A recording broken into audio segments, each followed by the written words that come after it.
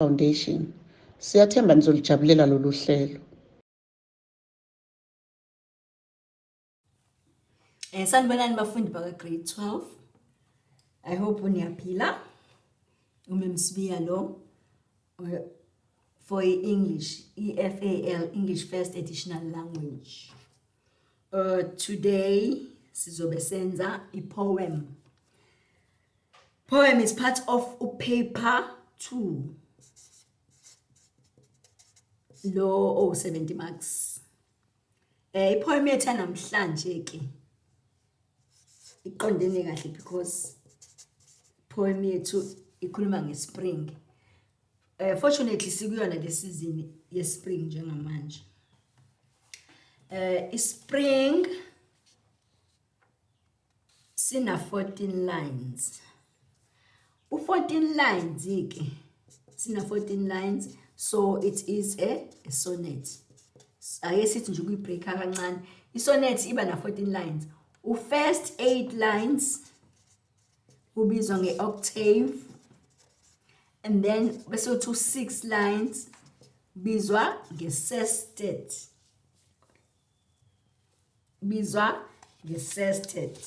That is the 6 lines elandelayo. It's called a sestet. Okay, right. Before ngiyifunde ke le poem ngithe kune octave bese kuba ne-sestet. Lapha ku octave lapha ku octave i-poet ukhuluma ngama seasons. Ukhuluma ngama seasons of spring. Ukhuluma ngama seasons of spring. Angithi siyazi ukuthi unyaka nama seasons of 4. We have spring. Spring mase we spring siyazi sekulandela ini isummer. Then mangabe isummer siphela kuba ne-autumn bese kuba i-winter. Mohlehla futhi is winter, autumn, summer, spring. Spring, summer, autumn, winter. All right. Lana ku octave la because poem yami poem yethu senzayo it is spring. Lana ku first 8 lines. Ma lines awu 8 okuqala addressa ama seasons of spring kanye ne productivity ukuthi yini etholakalayo la. And then lapha ku sestet ku 6 lines ogcina reflecta kakhulu ku religion la esephatha khona indaba zenkolo kanye noNkulunkulu as well. All right, let's look at the summary of the poem. When you look at the summary of the poem, ibhalwe uManly Hopkins. And then he was a very spiritual man, this poet. So a summary of the poem, in this sonnet, the speaker celebrates the beauty of nature, ubuka ubuhle bemvelo, and the glory of God. Nudumisa imisebenzi kabani? kaNkulunkulu. Njoba ngitheke 14 lines i-sonnet, and then 8 lines. In the octave lo 8 lines wokuqala, i-speaker addresses the seasons of spring. Ukhuluma ngama seasons of spring as ikhuluma nge-season of spring as the best season out of all the seasons. Kunama seasons awu 4, which is i-summer, ne-autumn, ne-winter. Kuyena i-spring is the best season out of all the 4 seasons. Ngoba kuyena i-spring is a season of productivity. La uthi ku-spring ila kwenzeka khona i-productivity, la kwenzeka khona izinto eziningi, productivity and as well as life nempilo. And then he offers a description. Abese enika ama descriptions of spring's features. Ukuthi sibona ngani ukuthi kuyi-spring. Ama qualities e-spring, ama activities that leads him to believe his claim ukuthi spring is the best season. Uthi spring is the time when weeds, line 2 ngisazoyifunda poem, he says is the spring Spring is the time when weeds in wheels shoot long and lovely and lush. Okay. Poet la, speaker, he loves, uyathanda how nature rises newly every spring. Shuthi nature maqala spring, yonke into comes to life. Yonke into iyaqala iyaphila. Even the weeds, i-weeds ukhula, i-weed. But kuyena ukhula ngithi masilima siyasusa ensimini. But kuyena this weed, lolu khula, it looks lovely. He looks at the birds, they sing, inyoni ziyacula, the trees, they grow new leaves that touch the sky. Ihlahla ziyakhula zibe nama-leaves, ama-leaves touch the sky, and lambs are born. Kodwa le lamb lakhuluma ngayo yena mase siya lapha ku sestate last 6 lines usuke sekhuluma manje when he talks about the glory of God, the Lamb of God, he talks about Jesus. Jesus is the Lamb of God. But he sounds very certain. Unesiqiniseko like that the natural happenings are happy and good. Okay, let's look at the poem. I guess sibukeke the poem Spring by Gerald Manley Hopkins. Nothing is so beautiful as spring, when weeds in wheels shoot long and lovely and lush.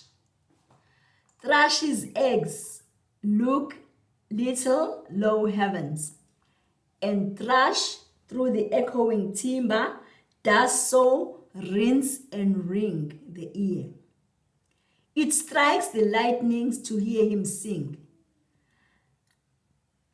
The glassy pear tree leaves and blooms, they brush the descending blue.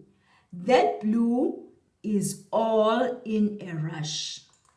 With richness, the racing lambs too have their fling. What is all this juice and all this joy? A strain of the earth's sweet being in the beginning in Eden garden. Have, get, before it cloy, before it cloud, Christ, Lord, and sour with sinning. Innocent mind and May Day in girl and boy, most or made child, thy choice and worthy the winning. Right. Let me read again, because English yakhona ithe ukuthi kancane, because phela ayikho that like straight English. Okay, let me read again the poem. I'll read the first, the octave, and then bese siya kwi-sestet. Nothing is so beautiful as spring, when weeds in wheels shoot long and lovely and lush. Thrush's eggs look little low heavens, and thrush through the echoing timber does so rinse and ring the ear. It strikes like lightnings to hear him sing. The glassy pear tree leaves and blooms, they brush the descending blue. That blue is all in a rush. With richness, the racing lambs too have their fling. What is all this juice and all this joy? A strain of the earth's sweet being in the beginning, in Eden garden, have, get, before it cloy, before it cloud, Christ Lord, and sour with sinning. Innocent mind and May Day in girl and boy, most all made child, thy choice and worthy of and worthy the winning. Right. Okay, going back, we said the poem is a sonnet. Tell the poem it is a sonnet. It's an Italian sonnet. 8 lines, chaza 8 lines, says octave, right? Let's analyze, let's look at the octave first, the first 8 lines. The octave, let's look at the first 8 lines before we do the analysis. Because poem finally see dissect, see analyze, okay?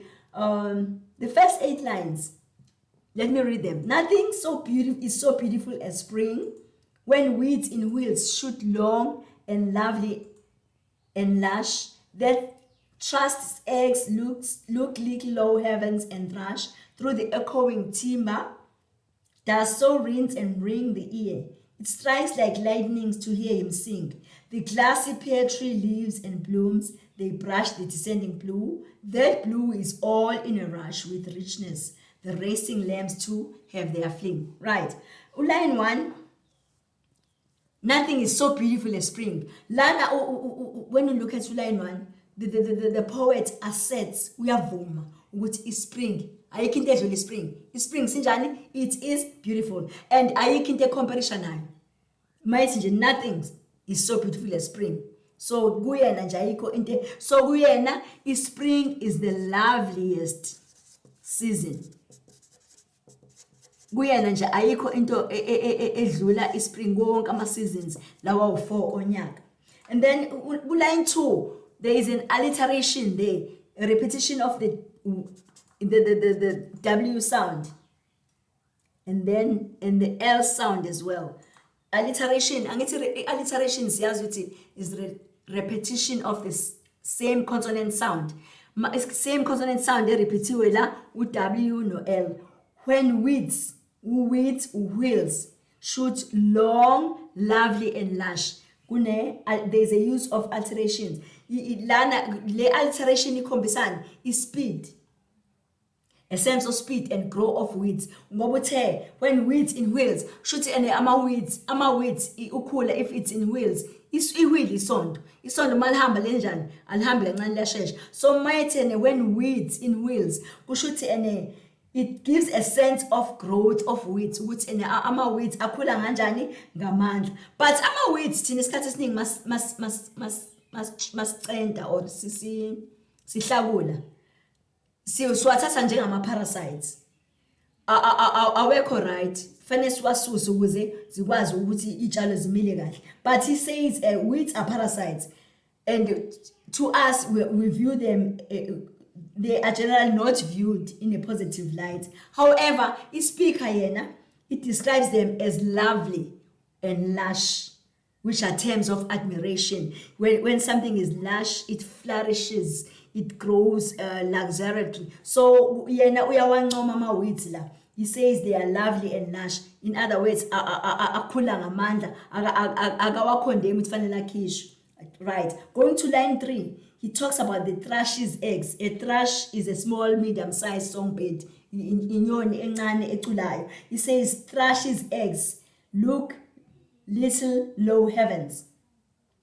Ama thrush's eggs, this small bird, are blue. And it's when you look at the sky, when he refers to heavens, ukhuluma about the sky. The sky, color sky is always blue. So when he says thrush's eggs in blue in color, so might and they are blue in color, and then therefore they resemble the color of the sky. Should akhombisa lamaqanda etrash alezinyoni encane. They resemble the color of the sky, sky which is associated with heavens. And it is so it says thrush's eggs look little low heavens. So ulana the color yama eggs a thrush, they resemble the sky which is associated with the heavens. The sound the sound, the song is compared to the powerful sound of lightning. Uti thrush's eggs look little low heavens and thrush through the echoing timber. Does so rinse and ring the ear. It strikes like lightning. lightning umbani. It strikes like lightning to hear him sing. Uthini la, uthi sound yalezi nyoni mayicula. We compare the sound of lightning. Muzo makushaya umbani. So the bird song is so loud. Shuthi umculo wale thrush wale nyoni encane mkhulu ngale ndlela that it is loud and clear. And then it seems to pierce ngathi ngena through indlebe. It says that so rings and ring the ear. It strikes like lightning to hear him sing. So ungazi uthi ene mayicula ngathi ize iyongena endlebeni. Okay. Siqhubeke ke sithi ke su line 6. Line 6 to 8 it says, the glassy pear tree leaves and blooms. They brush the descending blue. That blue is all in a rush. With richness, the racing lambs too have their fling. I-pear tree, i-pear nayas, i-twa pear, ngazi pear ngesizulu, but i-fruity. He says the pear tree grows leaves, inama leaves, and then its flowers blossom. So mangabe uyibuka ukude this pear tree ngazi uthi ene uyifanisa ne paintbrush, i-paint i-brush leli lapende that is coloring the sky. He says the pear tree leaves and blooms. They brush personification la. They brush the descending blue. That blue is all in a rush. With richness, the racing lambs to have their fling. So lana ungazi uthi ene this pear tree lama leaves akhona wa comparison a paintbrush, a paintbrush that is busy coloring the sky. Okay, that is this octave. Then moving on to the last 6 lines, which is the sestet. I-sestet ke iqala ngeri lapha nje, the first line, line number 9, there is a rhetorical question. It's a figure of speech. Rhetorical question is where a question is asked, but umuntu osuke ebuza lo mbuzo usuke ngalindele ini pendulo. He says, first line number 9, he says, what is all this juice and all this joy? A strain of the earth's sweet being in the beginning, in Eden garden. Have, get, there's a hyphen there. Have, get, before it cloy, before it cloud, Christ, Lord, and sour with sinning, innocent mind, and May Day, in girl and boy, most all made child, thy choice, and worthy the winning. Ithala, when we beginning of line 9, there's a rhetorical question. Ubuzo mbuzo la. Uthini lo mbuzo? Kahle kahle, what does it mean? Uthi, what is all this juice and all this joy? Nakhona futhi lapho kune alliteration uJJ. Uthi, what does all this beauty of nature actually signify?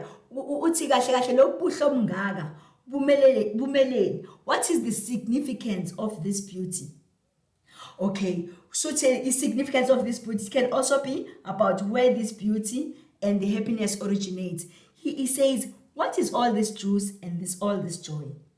Bese mowe lapha ku line 10 uthi, a strain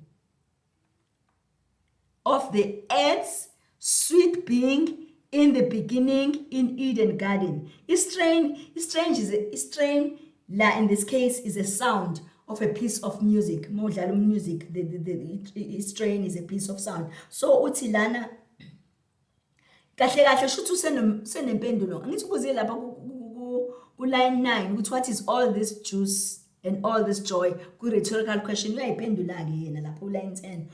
Actually usenayo answer to the question line 9 ukuthi this beauty nale happiness I feel yena. He says a strain of the earth's sweet being in the beginning in Eden garden. Ubela upike manje, he goes back to the Bible. So sekala ke manje kuse state ngithe lapha kuse state he is being religious. Usebuyela kuphi eBhayibhelini. He says the beauty and happiness are holy. Shuthi kungcwele. They are holy, they are spiritual, and they are from God. So this juice and all this joy, according to the poet, is from God. Lana, what does he indicate? He indicates, the speaker indicates that spring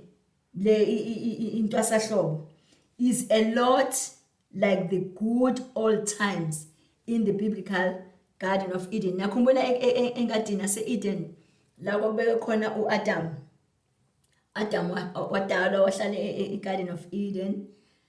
Wase wambona uNkulunkulu ukuthi ulonely, wasemenze wamlalisa, wakhipha u-Eva embanjeni zakhe, what is not good for a man to be alone. Now sebedla ke isithelo ekwakuthiwa bangasidle sifana nendawo sebexoshwa ke. But lapha ngalesi sikhathi those were the good old times, because wayedla yonke into Adam. He didn't have to work.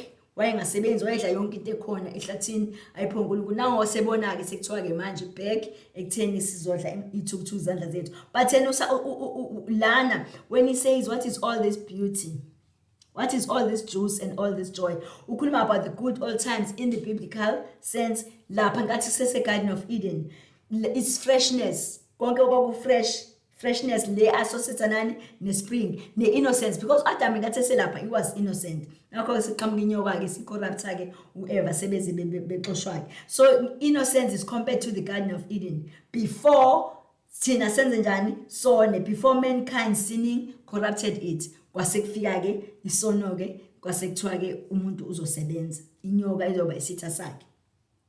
So lana ufuna ukwenzani la uHopkins, he asserts that springtime, isikhathi spring, is an image of what the world would have been like in the beginning if kwangangenanga le ndaba yeso, before the sin of mankind corrupted it. So kwawuzohlala nje ku spring, ku fresh, ku innocent kunjalo, kwasengena ke le sono ke. Okay, continuing to line 11, uthi have, get, before it cloy, before it cloud, Christ, Lord, and sour with sinning, innocent mind and May day in girl and boy, most all-made child, thy choice and worthy the winning.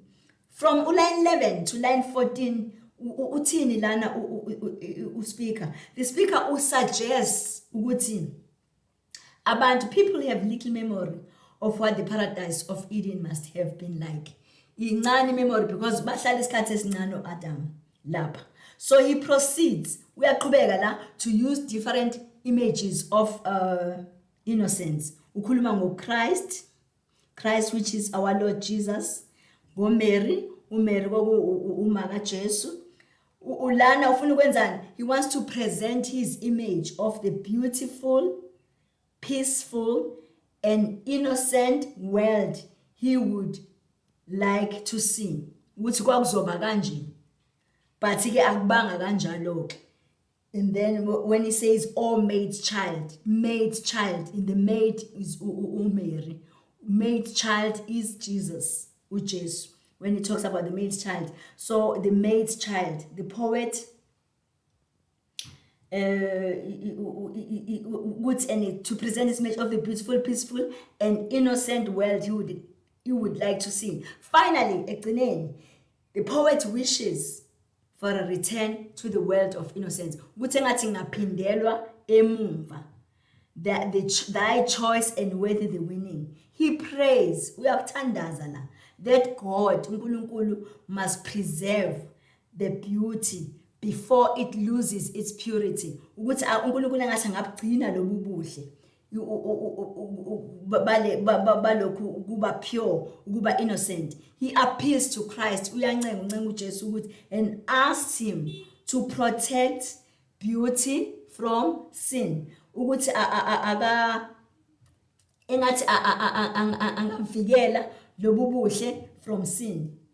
Lana in this case akasakhulumi ngespring, usekhuluma is referring to innocence. You know, when you're still young, mawusemncane, you have the child with innocence. He appeals to Jesus as the child of Mary to win innocent children to his side and save them from sin. Lana useba more spiritual ukuthi engazuthi innocence le destroyer is sin lapha Garden of Eden. Engathi uJesu he appeals to Jesus as the child of Mary. uJesu ingane kaMaria ukuthi akawine akazami ukuthi athole these innocent children to his side and try might and before it Christ Lord and sour with sinning, innocent mind and made day in girl and boy. When he talks about girl and boy, he talks about the little children. Ukuthi engathi uJesu angayigcina zi innocent, zingathi fall into sin. But ke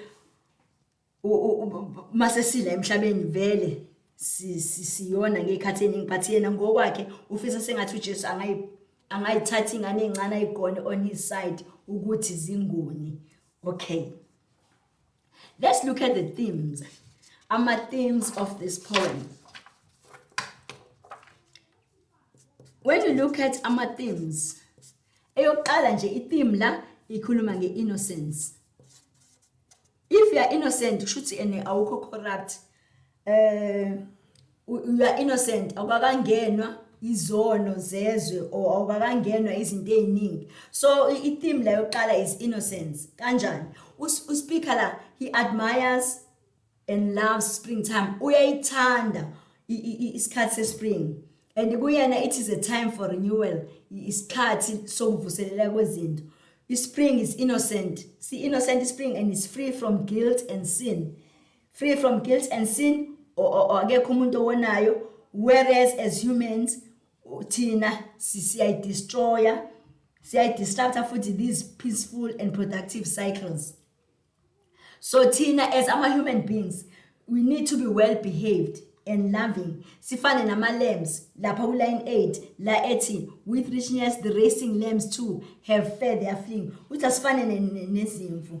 Angithi kuthiwa izimvu innocent. Uthi we must be as innocent as lambs. Speaker la, he believes ukuthi spring is like when God created the world. Kathi uNkulunkulu edala umhlaba, he imagines yena ngokwakhe ukuthi it was hopeful and ngokwesikhathi esi-innocent. He thinks back to the Garden of Eden. Ubheka lapha emuva paradise that was supposed to exist before humans were on the earth. Ukuthi ukuba kwahlala kunje kwakuyolunga. So itheme yokuqala la innocence, and then esibili itheme is the unique and special nature of the universe. Unique and special nature yomhlaba of the universe. Kanjani? La kwenzekani? Everything, no matter how small, no matter incane it's meant to be on earth. Each object into la emhlabeni and action has a purpose. Njengoba ku-line 2 nje khuluma ngama-weeds ngokhula in wheels. They are patterned. They have their own purpose now, ama-weeds njengoba ekhona. So nalapha when it talks about the thrushes eggs, lenyoni encane eculayo, which are like versions of heaven, perfect and new each time, even though there are so many of them. Kodwa it even says mayicula lenyoni, it rings our ears and reminds us icula la endlebeni zethu iyasikhumbuza of how beautiful and wonderful nature is, because inyoni nayo is part of nature, nama-weeds nama-plants now are part of nature. And then eyesithathu itheme is the humans' physical and spiritual needs. Ukuthi we are human, we are physical, and also we are also spiritual and spiritual needs. Kanjani? Humans must change their attitude. Tina, as human beings, we need to change our attitude so that we can appreciate all the wonderful things on our planet. Asishintshe indlela esibheka ngayo izinto ukuze sikwazi ukuthi sijabulele yonke into that is around us. Angithi thina as humans, as abantu, we form part of a species that must live peacefully with other species. Siphila la siyabantu, but siphila nezilwane, siphila nature, everything in nature, yonke into la nature inendawo yayo, even ukhula, the weeds, and humans need to understand and enjoy the earth. Uthi asik-enjoy ukuba la emhlabeni, singadestroy, singadamage the beautiful places that were created by God for us to enjoy them. Okay, done with the themes. Let's look at the diction, the language that is used, figurative language. Figurative language, figurative language, so sikhuluma ngama-figures of speech. Diction, the figurative language. Angithi and corner or simile. We find a simile in line 3. Thrash's eggs look low heavens. The eggs of a thrush are compared to the speckled, spotted, and cloud patterned sky. However, the word like is omitted. Akashong with thrash's eggs look like, but she say there is a simile there. Ufani say amakanda a thrush like the cloud or the patterns in the sky. And also the line 5. So rinse and ring the ear, it strikes like lightning. Utema ulalela, it strikes like lightning. There's a use of ulike lap, which is a simile. Simile siyafanisa, is faniso.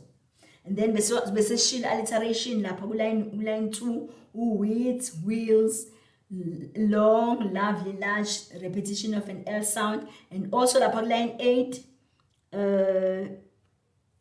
racing lambs, fair, they are fleeing. And a corner footing the alliteration, repetition of the F sound. Line 9, juice and joy, alliteration. Alliteration of the is the repetition of the same consonant sound. And then there is a metaphor as well. The speaker compares spring to the Garden of Eden. Lapagu line 11. He says, sweet being in the beginning in Eden Garden. It's a metaphor lap. It compares, in metaphor, we compare, but we don't use like, you say, so and so is a pig. So he says, Nalana ut and it's an Eden garden, but it is a metaphor. The speaker compares springtime to the Garden of Eden from the Bible. And then the pear tree, like the pear tree says in the distance is compared to a paintbrush coloring the sky. That's what a paintbrush is parapag. Then also, so we have alliteration, we have the simile, we have a metaphor, and we have personification. Personification is personification la senza is fanisa into engaphili nomuntu. Line 6, he says the glassy pear tree leaves and blooms. They brush. Wenza samuntu. And then line 7 to 8, the descending blue, that blue is all in a rush. The sky is personified as if it just cannot hurry down fast enough to share its beauty. This makes the beauty sounds like a gift, a richness being given from above. Coming from above to men here on earth. Line 9 is also a rhetorical question as well, which is a figure of speech. Line 9, what is all this juice and all this joy? And then bese kuba khona contrast la kuqhathaniswa khona izinto eziwu-2. I-poet uses contrast between sinning, ukona, and innocence, nokuba msulwa. There is also a contrast between the joyful praising nature in the octave, line first 8 lines, and the anxiety, newari lapha ku-sestet. What about sin and praying to God in the sestet? So kune contrast lapha ngenhla first 8 lines happy, there's a joyful sound, and then lapha ngezansi who is anxious is praying to God ukuthi there is worry about sin. Okay, so our images are there are images from the Bible in the beginning in Eden Garden, and he also talks about the maid's child, which is Jesus, the son of Mary. And then Going to the tone. The tone and the mood. Ye poem injan. The tone and the mood. The tone and the mood. The tone okala in the first, in the octave, in the first 8 lines. The tone is cheerful. Happy. It is celebratory. Happy. Uzasho uthi nothing is as beautiful as spring. And then lapha ku line 9 itone iyashintsha. Now ku line 9 the tone is questioning. Useyayibuza la. The tone is now questioning. Uyazibuza, what is all this juice and all this joy? Sometimes also in line 9 the tone is enthusiastic, full of energy. What is all this juice? What is all this joy? In as much as it is questioning, but it is enthusiastic, unokuba happy. But masisiza lapha last 6 lines we says that it tone changes. Lapha ku octave it is celebratory, it is cheerful, and then in the sestet iyashintsha ke manje tone. Itone isinjani? It is urgent. It is anxious. Akasajabulile. It is pleading. Uyancenga lapha. The tone changes from and becomes urgent and anxious and pleading, especially with line 11. Masethene have, get, before it cloy. Uyancenga lapha. The tone line 12 it is regretful. Before it cloud Christ Lord and sour with sinning. Ukuthi kungaze kufike ukuthi sone kube sour yonke into imemuncu. This is in contrast with the joyful tone in the octave. Line 14 ke la khona ke it is prayerful. Line 14 uyathandaza ngempela nje obethi nje oh maid's child. Now it is prayerful. The tone is prayerful. Uyancenga ukuthi uJesu asize lezi ngane encane zingathi fall into sin. So it changes now from being cheerful, now it is pleading. Okay. Mhlambe just to check ukuthi we did understand the poem. Let's look at I guess let's look at these questions. Question number 1. Uthi describe the structure of this poem fully. Is structure sale poem sishilo structure. If methi describe the structure of the poem fully, if it's 14 lines, so it is it's an Italian sonnet. Kanjani mabethi fully ama marks awu 3, so inama lines awu 14. Uyachaza futhi first 8 lines ubizwa nge-octave, the last 6 lines ubizwa nge-sestet. Mhlawumbe usuchecka ne-rhyme scheme as well ukuthi the last lines lapha egcineni do they rhyme. Mhlawumbe usungasho the rhyme scheme is also there, usuyabhala ukuthi ihamba kanjani. And then question 2 uthi refer to line 2. Let's look at line 2. When weeds in wheels shoot long and lovely and lush. Okay, question 80. Refer to line 2 when weeds and lush. Bathi la, identify the sound device in this line. Sound device, it is an alliteration. Repetition of the W sound and the L sound. Right. Number 3, uthi identify a songbird mentioned in the poem. The songbird la khulunywa ngayo la, it is a thrush, but thrushes eggs, so the songbird is the thrush. Going to number 4. Number 4 uthi identify and explain the effectiveness of the figure of speech used in line 3. The effectiveness. Let's look at line 3. Thrushes eggs, look little low heavens and thrash through the echoing timber that so rinse and ring. Okay, uthi question la, identify. Qala fanele uyibone and then bese explain the effectiveness of the figure of speech used in line 3. Uzosho ukuthi 1, a metaphor, or it can be a metaphor or a simile because like is removed. Thrash's eggs are compared to the heavens. Okay.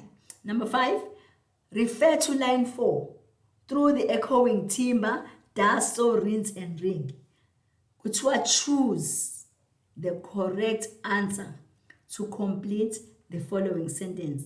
The word ring, W-R-I-N-G, is an example of A, A, B, C, D. A, alliteration. B, oxymoron. C, onomatopoeia. And then D is pseudonym. Kwase kuthiwa identify ukuthi lo ring lo line 4. Through the echoing timber, dust, so rinse and ring. Ukuthi uyini.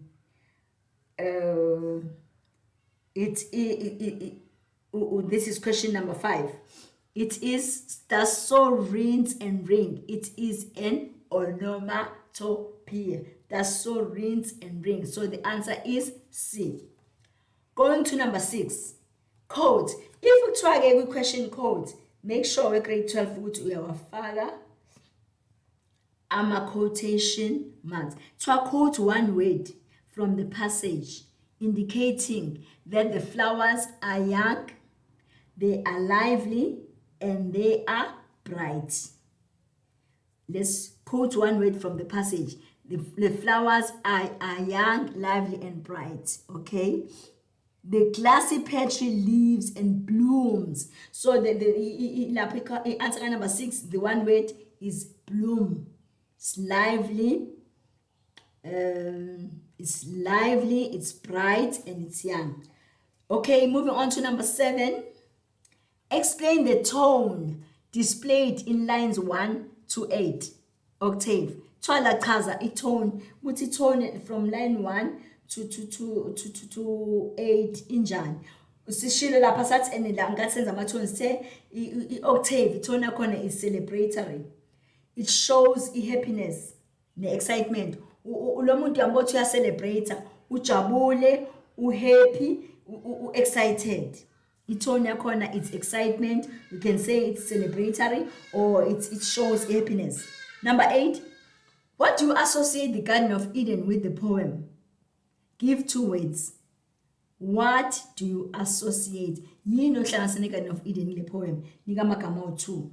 Ungaba innocence, ungaba freshness, ungaba purity, ungaba uncorrupted. Because got to a Garden of Eden, everything was innocent, it was fresh, it was pure, it was uncorrupted. Any of those 2 are correct. Number 9. To whom does maid's child, line 14, refer to? Almost all maid's child, thy choice and worthy the winning. To bani lo maid's child. It refers, obviously, the maid's child, it refers to Jesus. Right. Number 10. One of the themes of the poem is innocence. Right. Sishilo sathi itheme eyodwa futhi innocence, right? Discuss this theme in the context of the poem. If one of the themes is innocence, buela-ke manje kwi-context of the poem ukuthi why do you say one of the themes is innocent. Uzochaza phela. Explanation of the theme of innocence should include ama-points njengokuthi spring is innocent and free from guilt and sin, and humans deliberately disrupt and destroy these peaceful and productive cycles. Or you can say humans, they need to be as innocent, well-behaved as lambs. Or the speaker believes that spring is like when God created the world. He imagines it was hopeful and innocent time. Speaker thinks back to Eden, to the Garden of Eden, the paradise that was supposed to exist before human beings were on earth. Okay. And then number 11. The speaker succeeds in convincing the reader about the beauty of spring. Discuss your view. Ulana, there is no yes. There's no right and wrong answer. Uzothi yes. The speaker he succeeds in convincing the reader. The speaker uses a figure of speech and words like beautiful, lovely, lush, splendor of spring. Description of spring creates a pleasant picture of nature or bliss, happiness in the mind of the reader. Through his description, the speaker convinces the reader to feel the way that he does about spring. Or you can say no. The preference of readers is to their favorite season. Mnami mhlambe yami favorite season winter. So akazongijwayela kufanele ngiyithande le spring. You can say no. Other seasons as well, they have a unique beauty, not just spring, or not all readers will understand the language compared that the speaker is talking about. So either of those, you can say yes or no, as long as you will be able to support your answer. Right, and then you get your marks. We've come to the end of our lesson for today. I hope it's springy, and then next time we will continue with something else. Thank you so much. See you next time. Bye. Siyathemba nifunde kahle nasithokozela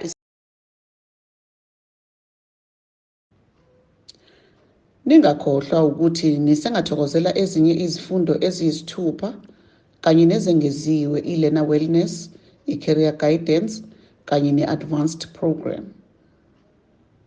Hlanganyela nathi kwizifundo ezi-online ku-068 151 1072 noma ku-GoDigi@godigitalsa.today. Siyabonga.